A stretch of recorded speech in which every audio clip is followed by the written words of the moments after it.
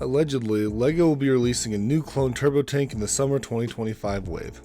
I have a couple of concerns regarding this leak. Diving right in, the leak says it's supposedly going to have 349 pieces, cost $49.99, and will include minifigures. Now, it's very strange to have a turbo tank at this scale. The leak says 7+, but we haven't ever had a 7+ set before. Piece count may imply that it's a battle pack of sorts, as it's similar in both price and total parts to the new Imperial Dropship vs Rebel Scout Speeder. The most similar turbo tank that we've got before is the 2014 Microfighter, which had 92 pieces.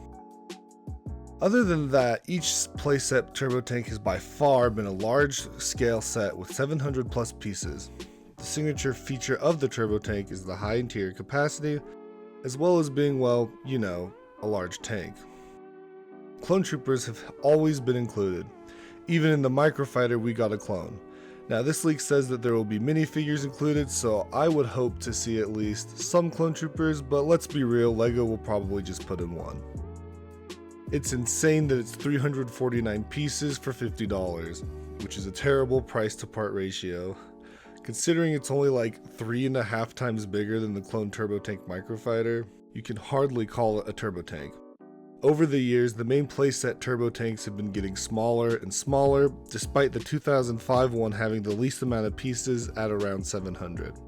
Now here we are with 350 pieces for a whopping $50. It's supposed to be the Revenge of the Sith anniversary, celebrating the iconic moments from the film, yet we are getting a poor representation of the turbo tank. In previous turbo tanks, they had good play features, such as the command center and deployable AT-RT from the 2010 turbo tank, which I personally believe is the best turbo tank. Even the original turbo tank had a deployable turret, and despite being small, the 2016 turbo tank barely managed to fit a foldable deployable AT-RT as well. It's been a core part of turbo tanks to have the space to carry both troopers and other battlefield equipment. Unlike other clone vehicles, the turbo tank has consistently had this feature. So that being said, if the rumors are true with the new turbo tank, we are probably going to lose said feature. Yoda says size matters not, but in this case, I disagree.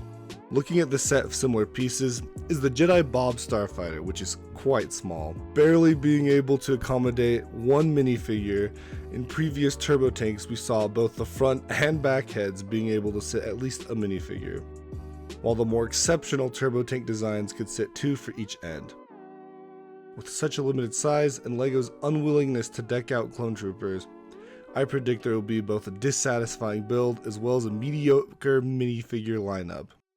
With such limited pieces, I find it hard to think that even the main head of a turbo tank could sit a single minifigure without it being incorporated like a Microfighter and have them sitting on top of it.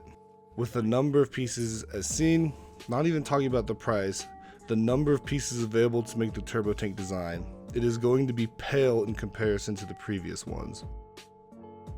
So it likely can't compete with the minifigures. It definitely won't be competing with the build. I think this will be a sad LEGO set, and it's a shame to see the turbo tank will be receiving for the Revenge of the Sith anniversary. Regardless of the set's intended audience, the price to piece ratio is terrible. Maybe we'll see some cool new minifigures, but looking at the leak, this seems like it's going to be a hard purchase to justify regardless. Thanks for watching, and remember, brick on.